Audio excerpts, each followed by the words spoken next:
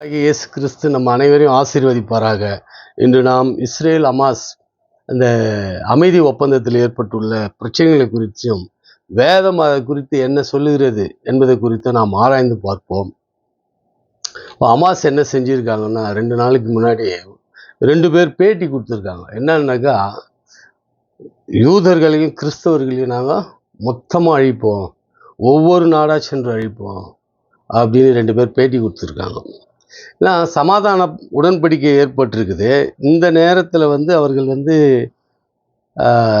எல்லா பொதுமக்களையும் ஏதோ இஸ்ரேல் இராணுவத்தோடு நாங்கள் சண்டை போடுவோம், இஸ்ரேல் இராணுவம் தான் எங்களை அடிச்சிருக்கு அப்படின்னு சொல்லுவாங்கன்னு பார்த்தா, ஒட்டுமொத்த இஸ்ரேலு மக்களையும் அது இல்லாமல் கிறிஸ்துவ மக்களையும் நாங்கள் எல்லாரையுமே அழிப்போம் இந்த உலகத்தில் அப்படின்னு சொல்லிட்டு 2 பேர் பேட்டி கொடுத்துருக்காங்க.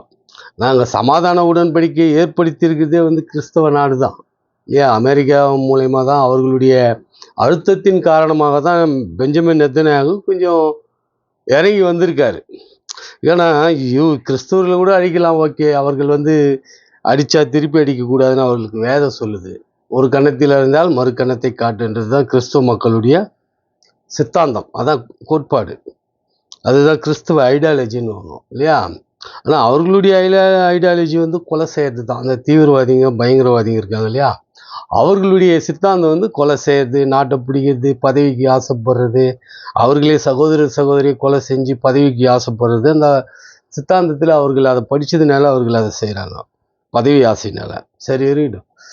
ஆனால் அவர்களுக்கு சமாதான உடன்படிக்கையை ஏற்படுத்தினதே பார்த்திங்கன்னா, கிறிஸ்தவ நாடை சேர்ந்த அதிபர் ட்ரம்ப், அமெரிக்க அதிபர் ட்ரம்ப் தான் சமாதான உடன்படிக்கையை ஏற்படுத்துகிறார். இப்போ இந்த சூடான், நைஜீரியா இங்கெல்லாம் பார்த்தீங்கன்னா கிறிஸ்துவ மக்கள் அதிகமாக கொல்லப்படுறாங்க. ஆனால் கொல்லப்படுறவங்க திருப்பி ஏன் அடிக்கிறது இல்லைன்னா, அதான் கிறிஸ்தவ சித்தாந்தம் என்ன சொல்லுதுன்னா, ஒரு கன்னத்தில் அறிஞ்சால் மறு கன்னத்தை காட்டு. ஏன்னா ஒருவரையும் அடிக்கக்கூடாதுன்னு தான் வேதம் சொல்லுது. அடிக்கிறதுக்கு அதிகாரம் இல்லை. ஆனால் நாடுகள், தேசங்கள், அதிபர்கள் முடிவெடுக்கிறது அது வேற. அதை நாம் இதோடு ஒப்பிடக்கூடாது. ராஜாவுக்கு தனி கட்டளை உண்டு. நம்மை போன்ற ஒவ்வொரு தனி மனிதனுக்காக சொல்லப்பட்டது தான் வேதம். ராஜாக்களுக்கு தனி கட்டளை இருக்குது, அவர்கள் போர் செய்வாங்க, ஆனால் மக்கள் செய்யக்கூடாதுன்றது தான் வேதம் சொல்லுது. இதனால தான் பார்த்திங்கன்னா நைஜீரியா, இந்த சூடான், இது மாதிரி நாடுகளில், நிறைய நாடுகளில் கிறிஸ்தவ மக்கள் துன்பப்படுத்தப்படுவதும் அடிக்கப்படுவதும் கொல்லப்படுவதுமா இருக்குது. ஆனால் இந்த உலக கட்டமைப்புக்கும், இந்த உலக வளர்ச்சிக்கும், இந்த உலகத்தில் நாம் பயன்படுத்துகிற எல்லா பொருட்களையும் கண்டுபிடிச்சவங்க யாருன்னு பார்த்தீங்கன்னா, யூதர்களும் கிறிஸ்தவர்களும் தான் கண்டுபிடிச்சிருக்காங்க. 90%, 99% கூட சொல்லலாம். 1-2 மற்ற நாடுகள் கண்டுபிடிச்சிருக்கலாம், அதுவும் பெரிய பயன்பாட்டுக்கு இல்லாததாக இருக்கும். இன்றைக்கி செல்ஃபோன் இல்லைன்னா பிறந்த குழந்தையிலேருந்து சாவர கிழவு வரி ஆகிறான், செல்ஃபோன் பிடுங்கினா சண்டை வருது. ஆனால் அதை கண்டுபிடிச்சவங்க யாருன்னா யூதர்கள் தான். கரண்ட் கண்டுபிடிச்சி யூத கிறிஸ்தவர் அவர். லைட்டு, பல்பு, இது மாதிரி உலகத்து கட்டமைப்பு வேதம் என்ன சொல்லுதுன்னா, வானத்தை பூமியும் ஆண்டவராகிய இயேசு கிறிஸ்து சிருஷ்டித்தார், உண்டாக்கினார் அப்படின்னு இருக்கு, படைத்தார் அப்படின்னு. இப்போது அதில் உள்ளவைகளை கட்டமைத்தவர்கள் பார்த்தீங்கன்னா கிறிஸ்தவர்களும் யூதர்களும் தான். இதுக்கு தான் மக்கள், கிறிஸ்துவ மக்களாகிய நீங்கள் உலக அரசியல், பொருளாதாரம், கண்டுபிடிப்புகள், இது போன்ற நிகழ்வுகளை தெளிவுபடுத்தி தெரிஞ்சுக்கணும். அப்போ தான் ஆண்டவர் யார் என்பதை நாம் உறுதியாக புரிந்து கொள்ள முடியும் இல்லையா. அதுபோல் ஆண்டவரை நாம் தெரிஞ்சுக்கணுன்னா இது மாதிரி உலக அரசியலை தெரிஞ்சுக்கணும்.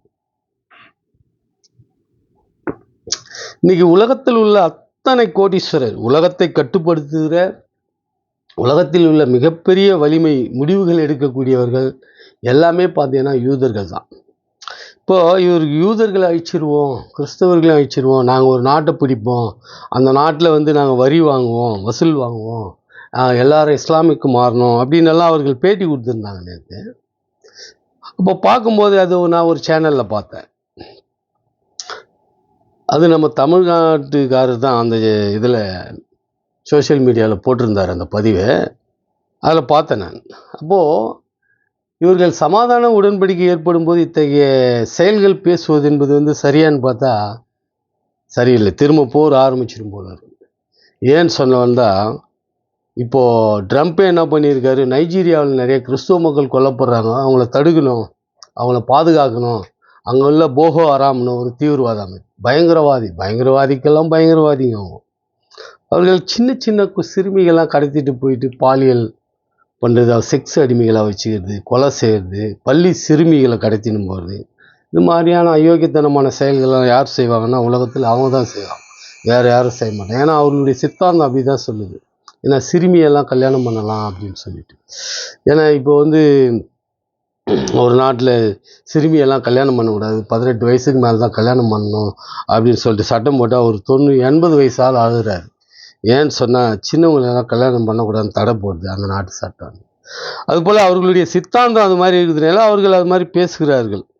இஸ்ரேல் யூதர்கள் இன்னைக்கு காசாவில் உள்ள எல்லா மக்களையும் அழிக்கணும்னா 48 மணி நேரம் போதும் அவர்களுக்கு, எல்லாரையும் அழிச்சிருப்பாங்க.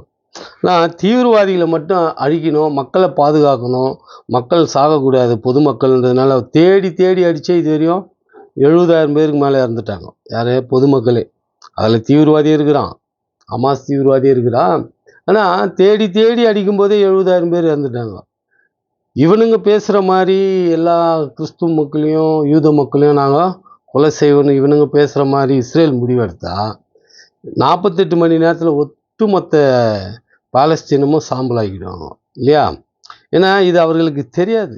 தெரியும் இவர்கள் வந்து வேதம் படிக்காத இவர்கள் ஒரு சித்தாந்தத்தை படிக்கிறதுனால இப்படியெல்லாம் பேசுகிறாங்க. ஆனால் வேதம் என்ன சொல்லுதுன்றதை பார்ப்போம்.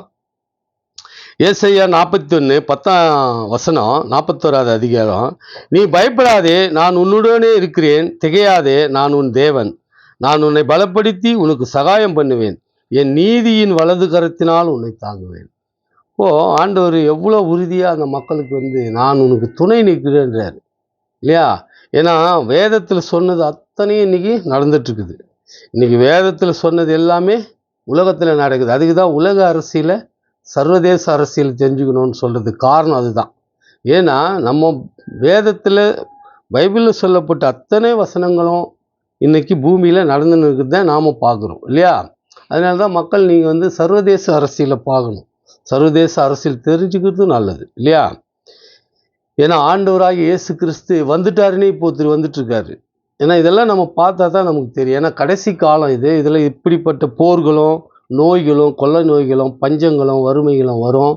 என்னை போல ஒருவன் நான் தான் இயேசு கிறிஸ்துன்னு சொல்லிட்டு வருவான் அப்படின்னெல்லாம் வேதம் சொல்லுது இல்லையா?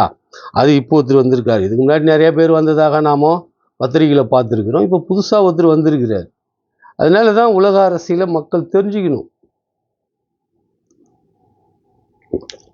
சீரியல் பார்த்துன்னு சினிமா பார்த்துன்னு பாடலெல்லாம் கேட்டுன்னு இருக்கக்கூடாது. ஏதோ டைம் பாஸுக்கு கொஞ்ச நேரம் அதுக்கு ஸ்பெண்ட் பண்ணாலும் மற்ற டைமெல்லாம் வந்து பார்த்தீங்கன்னா இதை போன்ற ஆண்டவருடைய வேதங்களை படிப்பு தான், அதுக்கு தொடர்பான செய்திகளை தெரிஞ்சுக்கிறது நல்லது இல்லையா? ஏன்னா அப்போ தான் வெளிநாடுகளுக்கு நம்ம பிள்ளைங்க நிறைய பேர் போகிறாங்க. அவர்களுக்கு நல்லது கெட்டது எங்கே என்ன நடக்கும், எந்த நாடு எப்படி, இதெல்லாம் தெரிஞ்சுக்கணும் தான் அனுப்பணும். தெரியாமல் போயிட்டு நிறையா மக்கள் அரபு நாடுகளில் எவ்வளவு துன்பப்படுறாங்கன்னு நாம் நிறையா வீடியோ பதிவுகளை நிறைய பேர் போடுறாங்க. ஆடு மேய்க்க விடுறது, ஒட்டகம் மேய்க்க விடுறது, இப்படி கஷ்டப்பட்டு மக்கள்லாம் நம்ம பார்க்குறோம். இப்போது நாம் இது மாதிரி உலக அரசியலை உலக நடவடிக்கைகளை நாம் தெரிஞ்சுக்கும் போது அங்கே போகலாமா வானாவான்றதை நாம் புரிஞ்சுக்கணும் இல்லையா? இதே ஐரோப்பா நாடுகளுக்கு போனால் ராஜா மாதிரி இருக்கிறாங்க. அமெரிக்கா போனாலும் அவன் இழுத்துட்டு வந்து இங்கே விட்டாலும் திரும்ப ஓடுறாங்க இல்லையா? அது மாதிரி இருக்கணும். தேசங்கள் வந்து விரும்பணும் மக்கள். அமெரிக்கா நம்ம தேசம் இல்லை, ஆனால் நம்ம தேசத்து மக்கள் அதிகமாக விரும்பி அங்கே போகிறாங்கன்னா அப்போ அங்கே அவர்களுக்கு சுதந்திரம், பாதுகாப்பு, எல்லா வாழ்க்கை வசதிகளும் இருக்குதுன்றது தெரிஞ்சு தானே ஓடுறாங்க. நன்மை இருந்தால் தானே ஒருத்தன் தேடி ஓடுவான் இல்லையா? அதனால வந்து உலக அரசியல் தெரிஞ்சுக்கணும். வேதத்தை படித்தாலே நமக்கு உலக அரசியல் தெரிய வரும் இல்லையா? இதோ உன்மேல் எரிச்சலாக இருக்கிற யாவரும் வெட்கி இளைச்சல் அடைவார்கள், உன்னோடு வழக்காடுகிறவர்கள் நாசமாகி ஒன்றும் இல்லாமல் போவார்கள். சபிக்கிற மாதிரியே ஆண்டவர் சொல்லியிருக்காரு பாரு. உன்னோடு வழக்காடுறவன் ஒன்றும் இல்லாமல் நாசமாக போயிடுவான். உன்னோடு போராடினவர்களை தேடியும் காணாதிருப்பாய். உன்னோடு யுத்தம் பண்ணின மனுஷர் ஒன்றும் இல்லாமல் இல்பொருளாவார்கள். இல்பொருளாவார்னா இல்லாமல் போவாங்கன்ற ஆண்டவர். இன்னைக்கு பார்த்தாக்கா இஸ்ரேலோட நிறைய நாடுகள் 6-7 நாடு இந்த 2 வருஷத்தில் பார்த்தீங்கன்னா தொடர்ச்சியாக போர் பண்ணுறாங்க. எல்லாம் ஒன்றா சேர்ந்தும் பண்ணுறாங்க, தனித்தனியாகவும் பண்ணுறாங்க. ஆனால் அதில் இருக்கிற தலைவர்கள் பார்த்தீங்கன்னா ஒருத்தர் கூட இன்னைக்கு இல்லை. இந்த தலைவர்களை அழிப்பது என்பது வந்து சாதாரண விஷயம் இல்லை. ஏன்னா அவர்களுக்கு மிகப்பெரிய ஒரு பாதுகாப்பு இருக்கும். அவ்வளோ எளிதில் அவர்களை அழிச்சிட முடியாது. எல்லாருக்கும் இது செய்தி பார்க்குறவங்க, பதிவுகள், இந்த நியூஸ் பார்க்குறவங்களுக்கு தெரியும். அமாசுடைய எல்லா தலைவரும் இறந்துட்டாங்க. இஸ்மாயில் அனியாலேருந்து எல்லா தலைவரும். அதுவும் எப்படி அடிக்கிறாங்கன்றது அதெல்லாம் பார்க்கும்போது உலகத்தில் மிகப்பெரிய அதிசயம். அது யாரால் பண்ண முடியும்னா இஸ்ரேலால் தான் பண்ண முடியும் இல்லையா? உன் தேவனாயிருக்கிற கர்த்தராகிய நான் உன் வலது கையை பிடித்து பயப்படாதே, நான் உனக்கு துணை நிற்கிறேன் என்று சொல்லுகிறேன். ஆண்டவர் என்ன சொல்றாருன்னா, நான் உன்னுடைய வலது கரத்தில் துணை நிற்கிறேன்றார். ஆண்டவர் துணை இருக்கும்போது யாராவது கிட்ட போக முடியுமா, அணுக முடியுமா? சரி. யாக்கோபு என்னும் பூச்சியே, இஸ்ரவேலின் சிறு கூட்டமே பயப்படாதே, நான் உனக்கு துணை நிற்கிறேன். இப்போ இஸ்ரவேல் சிறு கூட்டுன்றத அன்னைக்கே சொல்லியிருக்கேன். இந்த வசனங்கள் அன்னைக்கு உள்ள சூழலுக்கு சொன்னதுதான். இது 2000 வருஷத்துக்கு 3000 வருஷத்துக்கு முன்னாடி அன்னைக்கு இருந்த சூழலுக்கு சொல்லப்பட்ட வசனங்கள் தான். ஆனால் தேவன் பார்த்தீங்கன்னா இஸ்ரேல் மக்களுக்காக இன்றும் நேற்று நாளை என்றைக்கும் தேவனாக இருக்கிறேன்னு வேதம் சொல்லுது. அப்போ அவர் என்றைக்கும் தேவனாக இருக்கிறவரு இந்த வசனங்களை இன்றைக்கும் நாம பொருத்தி பார்க்க முடியும். அதனால தான் சொல்றோம். அதனால பார்த்தீங்கன்னா வேத வசனங்கள் அப்படியே பொருந்தது. அவர் என்ன சொல்றாரு செப்பனியாவில், இதோ அக்காலத்திலே உன்னை சிறுமப்படுத்தின யாவரையும் தண்டிப்பேன், நொண்டியானவனை ரட்சித்து தள்ளுண்டவனை சேர்த்துக் கொள்வேன், அவர்கள் வெட்கம் அனுபவித்த சகல தேசங்களிலும் அவர்களுக்கு புகழ்ச்சியும் கீர்த்தியும் உண்டாக செய்வேன். இப்போ இஸ்ரேல் மக்கள் ஒரு கட்டத்தில் அன்றைக்கு 2000 வருஷம் ஆண்டவராகி இயேசு கிறிஸ்து வந்ததுக்கு அப்புறம் நிறைய நாடுகளுக்கு சிதறடிக்கப்படுறாங்க. அதுதான் சொல்றாரு, அங்கே பாதிக்கப்பட்ட எல்லா மக்களையும் புகழ்ச்சியும் அவர்களுக்கு சகல தேசங்களிலும் அவர்களுக்கு புகழ்ச்சியும் கீர்த்தியும் உண்டாக செய்வேன். அவர்கள் வாழ்ந்த தேசத்தில் பார்த்தீங்கன்னா அவர்கள் இதுவரை பட்டினியாக இருந்தவர்களே இல்லை. யாரும் யூத மக்கள் யாரும் உலகத்தில் பட்டினியாக இருந்த நாட்களே இல்லை. ஏன்னு சொன்னால் ஹிட்லர் கூட அவளை அடிக்கும்போது என்ன சொல்றாருன்னா, என் தேசத்து மக்கள் எல்லாம் வறுமையில் இருக்கிறாங்க, இவருக்கு எப்படி செல்வம் செழிப்பாக இருக்காங்க அப்படின்னு எல்லாம் அவர் யோசிக்கிறார். இவர்கள் பெரிய பெரிய அதிகாரத்தில் இருக்கிறாங்க, அரசை கட்டுப்படுத்துகிற சூழலில் இருக்கிறாங்கன்னு இதெல்லாம் தெரிஞ்சு தான் அடிக்கிறார். அதனால அவர்களுக்கு எல்லா தேசத்திலும் புகழ்ச்சி இருந்தது. இன்னைக்கும் பார்த்தீங்கன்னா இஸ்ரவேல்னா உலகத்தில் எல்லா நாடுகளுக்கும் ஆச்சரியமும் புகழ்ச்சியும் தான். இவர்கள் எப்படி இவ்வளோ உயரத்துக்கு வராங்க? 450 நோபல் பிரைஸுக்கு மேலே ஒரே ஒரு கோடி கூட இல்லை, 70 லட்சம் பேர் தான் இருப்பாங்க. ஆனால் நம்ம நாட்டை எடுத்துக்கிட்டீங்கன்னா 150 கோடி இருக்கிறோம். எத்தனை பேர் வாங்கினாங்கன்னு இதுவரையும் யாருக்கும் தெரியாது. யாரோ 2 பேர் வாங்கியிருக்காங்க. அவங்களும் பார்த்தீங்கன்னா வெளிநாட்டிலேருந்து இங்கே இருந்தவங்க. அன்னை தெரேசா இன்னொருத்தர் நம்ம நாட்டிலேருந்து அமெரிக்கா போய் செட்டில் ஆகிட்டவங்க, அவங்க தான் வாங்கியிருக்காங்க. சரி, அதனால இவர்களுடைய அறிவு ஞானம் ஆண்டவர் கொடுத்தது. சாலமோன்னு ஜெபம் பண்ணும்போது என்ன கேட்குறாருன்னா, ஞானத்தை தான் கேட்குறாரு. இந்த பெரிய கூட்டத்தை நான் அரசால எனக்கு ஞானத்தை கொடுன்னு கேட்குறாரு. ஆனால் நம்ம மக்களை கேட்க சொன்னாக்கா என்ன கேட்பாங்க? காரு பங்களா தான் கேட்பாங்க. ஆனால் பிள்ளைகள் படிக்கிற பிள்ளைங்கள்லாம் ஆண்டவர்கிட்ட ஜெபம் பண்ணும்போது நல்ல கல்வி அறிவு, வேத அறிவு, பாடல் அறிவு, ஞானத்தை தான் கேட்கணும் இல்லையா? சரி, அக்காலத்திலே உங்களை கூட்டிக் கொண்டு வருவேன், அக்காலத்திலே உங்களை சேர்த்து கொள்வேன், உங்கள் கண்கள் காண நான் உங்கள் சிறையிருப்பை திருப்பும் போது பூமியில் உள்ள சகல ஜனங்களுக்குள்ளும் நான் உங்களை கீர்த்தியும் புகழ்ச்சியுமாக வைப்பேன் என்று கர்த்தர் சொல்லுகிறார். அக்காலத்திலன்னா இவங்க பூமி எங்க சிதறி போயிருந்தவங்கோ இப்போ ஒன்று சேர்க்கிறேன்னு சொன்னார். இப்போ ஒன்றா சேர்ந்துருக்குறாங்க. அதான் சொல்கிறது, வேதத்தில் சொல்கிறது அப்படியே நடந்துருக்குது. ஏன்னா 2000 வருஷமாக சிதறிய மக்கள் ஒன்று சேர்ந்து அவர்களுடைய தேசம், அவர்களுடைய மொழி, அவர்களுடைய கலாச்சாரம் இது எதுவுமே மாறலைன்னா அதான் தேவ சித்தம், ஆண்டவருடைய சித்தம் நாமும் தெரிஞ்சுக்கணும். அதனால அவர்களுக்கு புகழ்ச்சியும் கீர்த்தியும் வைப்பேன்றார். இன்றைக்கி அவர்களுக்கு இருக்கிற புகழ்ச்சி கீர்த்தி பார்த்தீங்கன்னா உலகத்தில் எல்லா மக்களும் எதுக்கு எடுத்து ஒப்பிட்டாலும் இஸ்ரேல் மக்களை தான் எடுத்து ஒப்பிடுவாங்க. காரணம் என்னன்னாக்கா அவர்கள் கண்டுபிடிப்பு ஒவ்வொரு நாளும் ஒவ்வொரு கண்டுபிடிப்பு. அவர்கள் இல்லாமல் இன்னைக்கு பூமி சுத்தாது. அந்த அளவுக்கு அவர்களுடைய விஞ்ஞான அறிவு இதெல்லாம் ஆண்டவர் அவர்களுக்கு கொடுத்தது இல்லையா? காசா குடியேற்று அஸ்கலோன் பாழாகும், காசா குடியேற்று போகின்றார். இன்னைக்கு பார்த்தீங்களன்னா காசாவில் ஒருத்தரும் குடியிருக்க முடியாது. ஏன்னா ஃபுல்லாக மண்மேடாகிட்டார். காசா மண்மேடாகணும்னு சொல்லியிருக்கிறார் ஒரு இடத்துல, மண்மேடாகி போச்சு, குடியேற்று போகின்றாரு. இன்றைக்கி இனிமேல் அவங்க அங்கே குடியிருப்பாங்களேன்றது டவுட்டு தான். ஏன்னா இவர்கள் எல்லாரும் சூழ்ச்சி செஞ்சு அவர்களை வெவ்வேறு தேசங்களுக்கு அனுப்புறதுக்கு முயற்சி செய்வாங்க. ஏன்னு சொன்னால் எல்லாம் நன்மை செய்கிற மாதிரியே தான் பண்ணுவாங்க. ஆனால் கடைசியில் இவர்கள் எல்லாரையும் வேறு இடத்துக்கு தள்ளி விட்டுருவாங்க. அதனால் சகரியாவில் என்ன சொல்கிறாருன்னா, சகரியா 12 அந்நாளிலே எருசலேமுக்கு விரோதமாய் வருகிற எல்லா ஜாதிகளையும் அழிக்க பார்ப்பேன். எவ்வளோ அழகாக சொல்லியிருக்கார் பாரு. அந்நாளிலே எருசலேமுக்கு விரோதமாக வருகிற எல்லா ஜாதிகளும் அழிக்க பார்ப்பேன். இதெல்லாம் அந்த காலத்தில் 2000 வருஷத்துக்கு முன்னாடி சொல்லப்பட்டாலும் இது அன்றைக்கும் நடந்திருக்கு, இன்றைக்கும் நடந்து கொண்டு தான் இருக்குது. அதை தான் நாமும் நினைவு கூறணும். எல்லா ஜாதிகள்னா இந்த மாதிரி நம்ம நாட்டில் இருக்கிற மாதிரி இந்த ஜாதி அல்ல.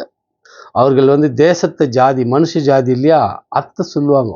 இவர்கள் எகிப்தியரு, இவர்கள் சிரியா தேசத்தார், இவர்கள் ஈராக், ஈரான், இது மாதிரி தேசத்தை வச்சு மனுஷ ஜாதியை குறிப்பிட்டு சொல்லப்படுறது தான் வேதத்தில் உள்ள ஜாதிகள். இங்கே உள்ள மாதிரி அல்ல. நீங்கள் அப்படி புரிஞ்சிக்கூடாது இல்லையா. அந்நாளிலே எருசலேமுக்கு விரோதமாக வருகிற எல்லா ஜாதியும் அழிக்க பார்ப்பேன் அப்படின்றார். அப்போது இன்னைக்கு இவங்க என்ன சொல்கிறாங்கன்னா, இஸ்ரவேல் அழிச்சிருவேன், யூத மக்கள் அழிச்சிருவேன், கிறிஸ்துவ மக்கள் அழிச்சிருவேன் அப்படின்னு எல்லாம் இவங்க பேட்டி கொடுக்குறாங்க. ஆனால் ஆண்டவர் என்ன சொல்கிறார், அந்நாளில் எருசலேமுக்கு விரோதமாக வருகிற எல்லா ஜாதிகளையும் அழிப்பார். அப்போது யூதரை ஒன்றுமே பண்ண முடியாது, வேதம் தெளிவாக சொல்லுது. கிறிஸ்தவர்கள் தான் உலகத்தினுடைய ஒட்டுமொத்த ஆளுகையிலும் இருக்கிறாங்க. இதை மற்றவர்கள் ஏற்றுக்கொள்ளனாலும், ஆனால் இதுதான் உண்மை. ஏன்னா அதுக்கு தான் உலக அரசியல் தெரியணுன்றது நம்ம இல்லையா. அப்போது இவர்கள் சாதாரணமாக பயங்கரவாதிகள் எதையாவது ஒன்று பேசிட்டு நாளைக்கு அவர்கள் எழும்பி அடிக்க ஆரம்பித்தா அப்புறம் கத்துறது இல்லையா. அப்போ அத்தகைய செயல் இல்லாமல் இவர்கள் சரியான பாதையில், நல் பாதையில் வரணும். நாம் கிறிஸ்தவர்கள் என்ன செய்யணும்னா, அவர்கள் எதிரியாக இருந்தாலும் தீவிரவாதியாக இருந்தாலும் யாராக இருந்தாலும் அவர்களுக்காக நாம் வேண்டுதல் செய்யணும். அவர்கள் நல்ல பாதையில் வரணும், சமாதானத்தை எடுத்துக்கொள்ளணும், சமாதான வாழ்க்கையில் வரணும், எல்லாருமே சமாதானத்தோடு வாழணும் அப்படின்னு தான் நமக்கு வேதம் சொல்லுது. அவர்களுக்காக ஜெபம் பண்ண சொல்லி நமக்கு சொல்லுது. ஆனால் அவர்களுடைய சித்தாந்தம் என்ன சொல்லுதுன்னா, கொல்ல சொல்லுது இல்லையா. அதனால் அத்தகைய வழியை தீய வழியில் போகாமல் நல்ல வழியில் அனைத்து மக்களும் போக வேண்டும் என்று கூறிக்கொண்டு இத்துடன் இந்த பதிவை முடித்துக் கொள்கிறேன். ஆண்டவராகிய இயேசு கிறிஸ்துவுக்கு துதி கன மகிமை என்றென்றும் இருப்பதாக. ஆமேன்.